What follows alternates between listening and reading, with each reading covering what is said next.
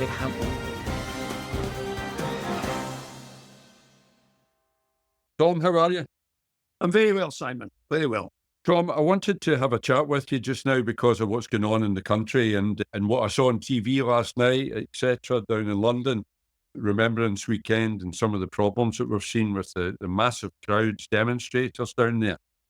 And although we'll come back to crowd control, because I know you've got a lot of specialist knowledge about this, you spent a large part of your career as a Gold Commander, which you'll explain to us what that entails. But I wanted to just pick your brains, this is in the news just now, about your thoughts when you were Gold Commander, when you had overall command of royal visits, of major sporting events, of major concerts, etc., where thousands and thousands of people's safety is at risk and needs to be controlled properly and procedures put in place. What do you think of politicians getting involved in that kind of thing? I absolutely despair. I write a column in the Scotsman every fortnight. I've written about it this week, of just how foolish it is politicians becoming involved in any way in operational policing matters, especially when they talk about banning marches and demonstrations. It is almost never a good idea to ban a march and a demonstration. Never, never. Because you've got to ask yourself the question, and it's the consequences question really, of if you ban a march or demonstration, what are the demonstrators going to do? Are they going to stay at home and watch the telly or go for a quiet country walk? Or are they more likely turn up anyway and carry out a guerrilla action of spasmodic pop-up demonstrations and disorders which you cannot properly control? It is always the best thing to have an organised demonstration and march in open sight where you can see it, where you can control it, where you can influence the route, where you can get a grip of the people who are organising it, where you can plan your diversionary routes if there's a counter demonstration, where you can position your reserves and you can place your surveillance units so they can pick up evidence and intelligence. It is always the best idea to be dictating the terms rather than reacting. You don't want to be reacting. And I learned that very early on as a Gold Commander back in the 1990s. We had a very difficult annual Irish Republican march, actually, in Edinburgh to celebrate the birth of one of the great heroes in republicanism. And it was really difficult because we always had a massive counter demonstration. Sometimes we were putting out over 900 police officers to deal with this. And so one year in the mid-90s, as I recall, we agreed with the local authority that we would ban the march. It was a huge mistake because they turned up anyway. Yeah. And instead of dictating the terms and having a difficult afternoon, but along a clearly defined and organised route, instead of doing that, we ended up for a whole day and a night chasing our tails round pop-up demonstrations, disorders, where we never ever had the initiative and we never ever were able to bring enough force to bear to affect the outcome. It was a disaster. And now, when I say a disaster, I mean there was no serious injury, but it was a model of what not to do. And thereafter, I was always convinced that if you're going to have a march and demonstration, get it out in the open where you can control it. You're always better placed. And so when I hear senior politicians talking about banning marches, I find myself shouting at the television, I don't know what you're talking about. You do not know what you're talking about. And the irony, of course, is that Mark Rowley, the Commissioner of the Metropolitan Police, was the Assistant Commissioner for the Met for Public Order, probably the most experienced public order commander in the UK. It's just madness. Tom, you mentioned being a Gold Commander. I think that needs a wee bit of explanation. Did you just declare yourself Gold Commander, or did that actually mean something? No, so the gold, silver and bronze are titles given to the command structure for any big event. And it used to be called strategic, tactical and operational, but they changed it to gold, silver and bronze And now everybody knows what gold, silver, and bronze means, and I'm going to explain it to you.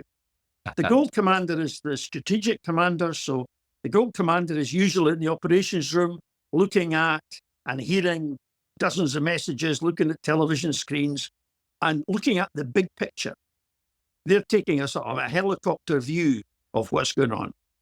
The silver commander is the officer in charge at the site on the scene. They're on their feet and they're the people in charge of the actual event. Now, you can have several silver commanders. So, for instance, if you're dealing with a huge royal event, you might have a silver commander for the security of the route.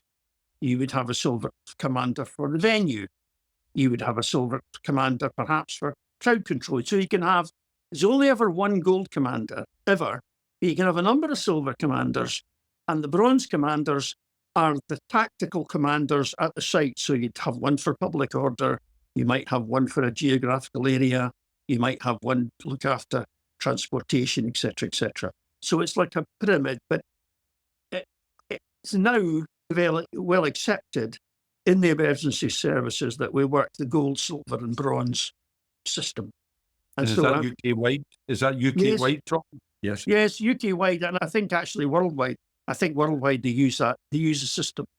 You talk about the Gold Command, which is, and in the television pictures of the recent things from the Met, you saw Gold Command, and that's their massive operations room down in New Scotland Yard, where they've got ranks of it, and where they take feed from their helicopter CCTV, and they've got all their surveillance cameras, and where the Gold Commander can sit and be aware of everything that's going on around in order to make strategic decisions. Tom, can I ask you, did you have a marching season through in the East Coast like we did here in the West Coast during the... Yes, we did. The west part of our force area was actually much more akin to the east part of your area than it was to the rest of our force. Yeah. We used to, jokingly, we used to call our West Lothian division East Lanarkshire. Right. And there was some truth in that, because it was much more akin in every way. So we had a marching season, but we also had several big marches in Edinburgh that were designed to confront. There's no question that's what they were for. Yeah. They were designed to make a statement, and the opposition came out to make a statement as well. So it was a kind of a set piece. And of course, it was extremely, it was not only very disruptive for the whole of the city, many of whom felt rightly that this was nothing to do with them, that this has been visited upon them. Yes. But yes, we had the same. I don't think we had the same number of intensity of marches as you had in the West, but we had a marching season. What I will say about the marching season, latterly, when I was working with their security services, the marching season was a busy season for us because there were fantastic intelligence gathering opportunities for us. You'll know an ex-divisional commander of mine, Lawrence McIntyre. I do, who was my commander at Govan in G Division. And he was the gold commander every other week at Ibrox, and he was recognised and spoke to Tully Allen, probably like you did, about crowd control and about his commanding these events, which are highly, when they go smoothly, like they do nearly every week at football matches and concerts and etc., nobody ever hears anything about them. It's a bit like undercover work or surveillance work. When it goes properly, nobody ever knows a thing about it. It just gets done, and it succeeds, and it does its job, and we all go on with our lives a wee bit wiser. But when something goes wrong, I'm thinking Hillsborough, I'm thinking other places that we've had horrible disasters over the years, then the spotlight turns on the people that have been in command who nobody knew about until that minute in time. I remember Lawrence McIntyre once. I was I was always a young detective. I think I was maybe a wee bit older by this time. And there was people selling Nazi memorabilia around about Ibrox Stadium. And I got tic-tac about this. And they were selling Rangers scarves, etc., but they were also selling this very much more under black market stuff to do with Nazism. And I got the information, I got some photographs, and I did some of my own inquiries. And I fed this back to my boss, via my boss, to Lawrence McIntyre. And Lawrence got me down to his office, and he said, what I'm going to do is pass this to Special Branch, obviously.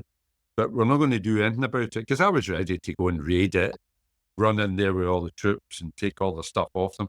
And I also had found out that they had a basement place not too far away within the government precinct in Basil Road West, where they held meetings, etc. But that was only hearsay at that point. And what Lawrence said to me, and it always stuck in my brain in future years, was sometimes you run in and disrupt things, Simon, and we don't learn anything. We might arrest somebody, we might jail someone and confiscate all the stuff, but we might not learn very much. Whereas if we sit back, we know where they are, they know what they're doing, and we can learn a whole lot more about them and their associates and who's frequenting the place, etc., by just taking a wee step back and watching what's going on. And that's a wee bit like what you were saying there. We're better to know where they are. We're better to regulate the thing and police it properly and keep them penned into the areas. We've got the manpower there. We've got the resources in place, rather than scattering them and we don't know where they are and what they're doing. That's absolutely right. There's also an issue about, and it's an old police wisdom. It's the same as the pub on the Saturday night. You'd never enter a fight you're not sure of winning. And in public order, that's important. You've got to pick your times. And sometimes I feel very sorry for the criticism of the Met. They're facing huge crowds, huge angry crowds. And because they don't wade in and drag out somebody that's got a banner or wearing a certain headscarf, they get criticised. They get criticised by people who have no understanding of how these things work. At some points in time, it's actually tactically stupid to wade in situations like that, because you end up losing control. I was on duty at Parkhead one day in plain clothes, in the jungle, actually, in the old jungle at Parkhead. And it was during casual phase that we had, if it's ever ended. But we were doing intelligence work within there. And I always remember a senior, I think he was maybe a chief inspector, on the terracing, on the pathway down through the terracing. And as I was passing by, he said to the cops, he gathered a few cops and he said, "Go in and get that banner." And it was an IRA banner or whatever it might have been that was in the jungle, probably 20 feet by 40 feet across at half time. Yeah. And I said to him, "Sir, I don't think that's a great idea." And he looked at me and said, "Who are you?" And I said, "It's good that you don't know, because I'm going to tell you something." And I proceeded to tell him quickly what was going to happen if he sent two cops in there to take that banner. It was just crazy. It was just a naivety that you sometimes got at big crowd events where people had never been in that. They'd never been in the crowd. Hillsborough has haunted me to some extent, because I met David Duckenfield, the commander at Hillsborough, who went through who went through various trials and whatnot, was eventually acquitted. And you know what? That could have been me. And I'll tell you why, because I was a detective up to detective superintendent. And then in their wisdom, the authorities decided that I needed some uniform experience. They were absolutely right, by the way, and absolutely right, because there was so much I didn't know. And I was put out to a division as a deputy divisional commander, superintendent, busy city division. And almost the day that I landed there, I was given this huge order for the Royal Week, the visit of the Queen and Prince Philip, and all of the things that were happening at city centre, for which I was responsible. And I also was given responsibility for major sporting events. And I had a fair experience about investigating murders, but I didn't know very much about these things. And luckily for me, and this is where David Duckenfield and I are different, luckily for me, I had a very good chief inspectors who kept me right until I found my feet. And everybody thinks that it's only when you're a recruit that you need a wee hand from people. Actually, I've found it's throughout your service, and no matter what rank you're in, that you should take advice and listen to what people say who are more experienced than you, even though they are several ranks more junior to you. But I've often thought about David Duckenfield and thought, because he was the same, he was a career detective, he was on the way up. I think he was a detective chief superintendent, and he was put out into uniform, I think, prior to the senior command course, and that's the reason I was put out, because prior to going on the senior command course, you need to prove that you have a rounded experience. He was put out, and the first job he was given was that fateful football match. He'd only been in uniform for a matter of days. Now, he had a very experienced deputy as well, but because of the way the game turned out, he lost contact with that deputy. And the critical thing about that Hillsborough thing was this business of opening the gate. Yeah. Opening the gate. If I'd been sitting there in the control room and they'd said, look, there's a huge crush outside this gate, boss. We've got to open this gate to alleviate the problem, the pressure. David Duckenfield did not have the experience to question it and say, hang on a minute, what happens if we do open the gate? Could that not be worse? But they said, look, there's a huge crush outside the gate. A police horse was actually lifted off its feet by the pressure of the crowd. Now, imagine that. He made the fateful decision to open the gate. And I've often wondered, if I'd been David Duckenfield, if I'd been sitting in that control room, might I have not done the same thing? There, but for the grace of God. It's interesting, Tom, because I remember being at Parkhead, and it was during the days of the old firm games. We'd get 140, 150 arrests at these games. And all the trouble was outside the ground because of the delay in getting into the ground. Yeah. It wasn't like Hillsborough. It wasn't all focused on one gate. But I can remember the inspector that I was with going on his radio and saying, can we get the gates working faster? Can we get the turnstiles working faster? If we can get them in the ground, we can contain this. And that's the same principle that he's hoping to get them into Parkhead. Nobody's thinking how many are in there already, and Parkhead was famous for having far too many people in it. That's right. The turnstiles didn't always tell the truth in terms of the numbers of people in them. It was funny because I did a lot of football matches too, and what struck me about that was that you had to have, and we had an excellent football intelligence unit. We had several guys who were absolutely super. They would come and tell you 2 or 3 days before, look, this is going to happen. Yeah. We're going to have this gang of casuals. We're going to have that. This is going to happen. And what we'd try and do is we'd take them out before the game. Yes, so we knew what buses they were going to be on, and what the tire. We knew everything, where they were going to meet. But sometimes you'd find it changed. And I always remember one season particularly, for some reason or other, and I still don't know why, Aberdeen brought the most horrible travelling support to Tynecastle. Not anywhere else, just to Tynecastle. Aberdeen didn't bring a horrible travelling support to Easter Road, only to Tynecastle. And there was another season where Rangers brought a troublesome support to Easter Road. Again, not to Tynecastle, but to Easter Road. And so there were dynamics going on there. Obviously, conflicts within conflicts. It's also about being very up to date with intelligence. When the closest I came to coming a real cropper with a big event, was the big Hogmanay celebrations we had in the city centre. And I was part of a change. Traditionally, the Hogmanay crowds used to gather in the old high street near to the Tron Kirk, halfway between the castle and Holyrood Palace for people who don't know Edinburgh. And it's the Royal Mile. It's a bad slope. There's cobbles. It was usually wet and cold. And it was a dangerous location because there was no expansion places. There was no place for people to break out to if there was a crush. So we decided to promote a new Hogmanay down in the Princes Street in Edinburgh, where wide open spaces, and we'd put on a show for them, an entertainment. And Edinburgh Council were keen on it, and the Tourist Board were keen on it, and some promoters got involved, really good. And from the mid-90s, that's how it worked. But it soon became a victim of its own success. And in 1994, 95, or it could be 95, 96, one of these years, we had 400,000 people in and around the city centre of Edinburgh on Hogmanay night, most of them drunk. Yeah.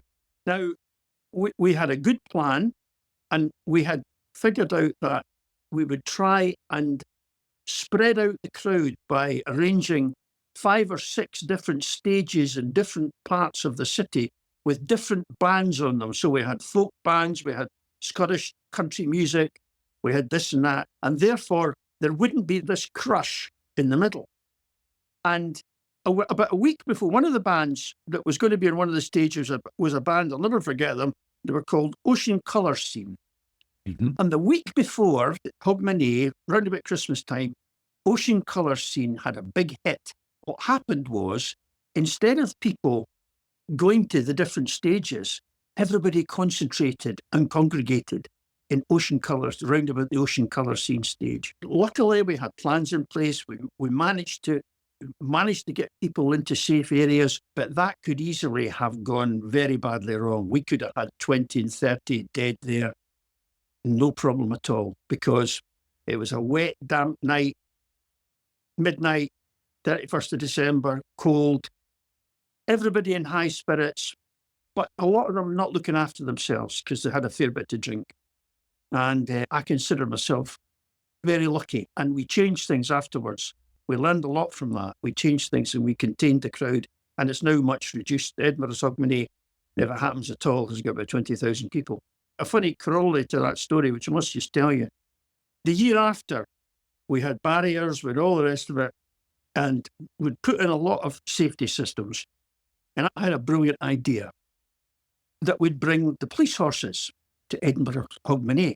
Now, they'd never been deployed at Edinburgh Hogmanay, but I was a great admirer of the police horses and the motorcyclists, but the police horses particularly at football matches were fabulous. They were great people. They knew what they were doing, and there's not much that'll stand in the way of a huge big horse weighing about a ton with an equally big person on the back of it. Anyway, we would have the horses, and I remember having a conversation with a mounted section, and they said, no, we didn't think it was a good idea, and the usual stuff. Didn't want to work Hogmanay, etc. I said, no, boys, listen, we've got to do this, all hands to the pumps. I want you up there, I want half a dozen horses up there. Okay. Right.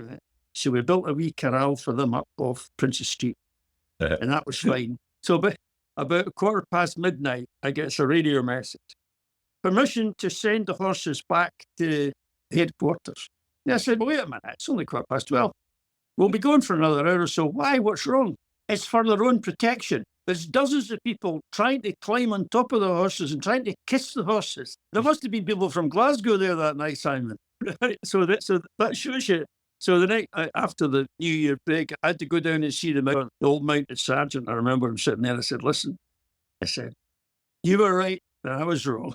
And he just said, this Republican March I was telling you about, we had them for years, and I've seen that I've used the horses to charge, literally gallop up one of the narrow streets of Edinburgh to scatter a counter demonstration coming the other way. And I'll tell you what, I was very effective. These guys must have all had dependent relatives, because they found closes and stairs to hide in pretty quickly, rather than meet these guys on these horses. So I'm thinking about the current events down in London that we can now say have gone relatively well by the looks of it. From first impressions, we've avoided any because what happens is we put cops' lives at risk, we put the population at large at risk, civilians that have got nothing to do with these events get wrapped up in it, the damage that's caused to property, everything that's seeking headlines. And of course, they get infiltrated.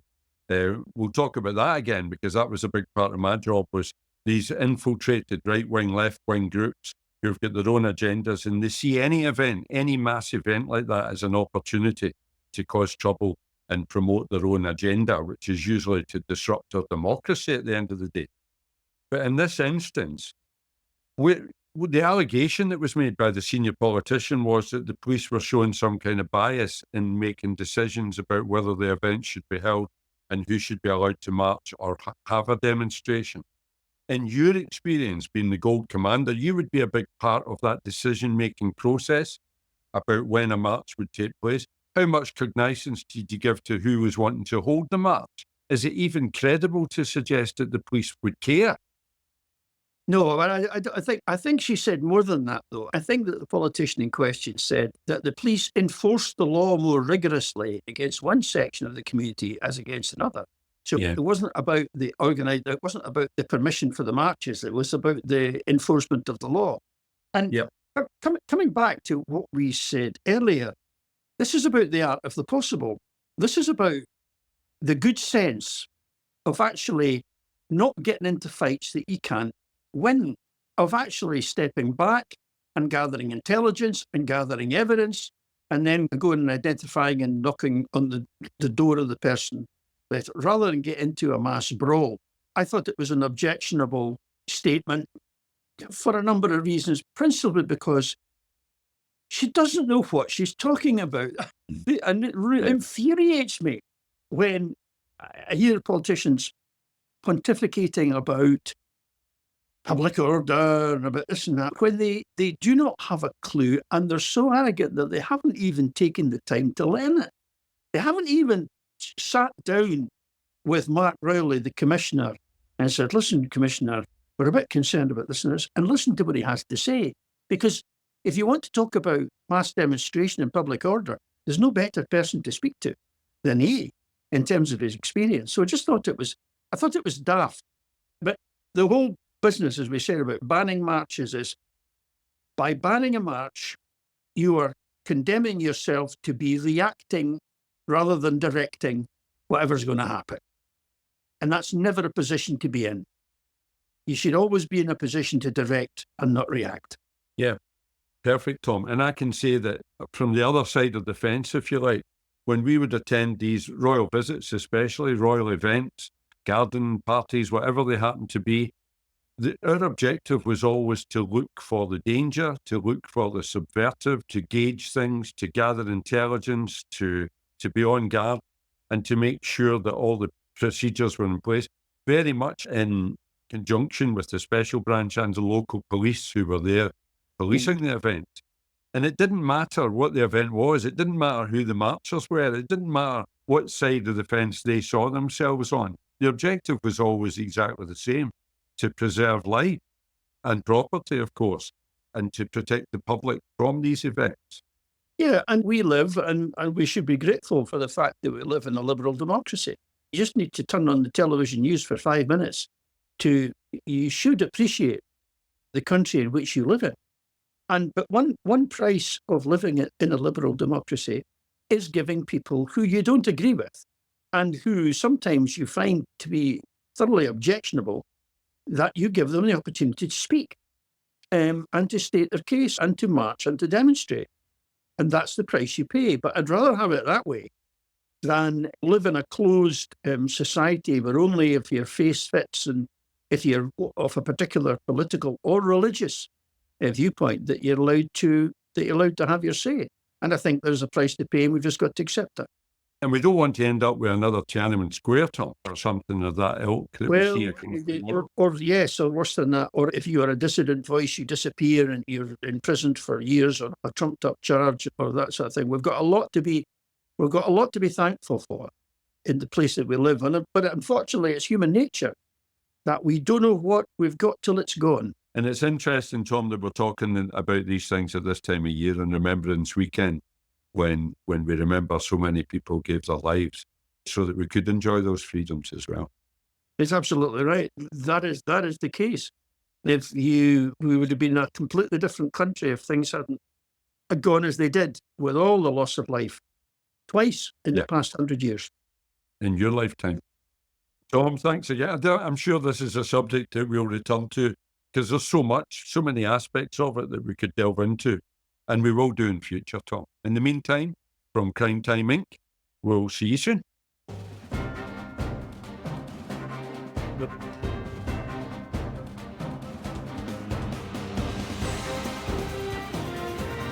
What happened?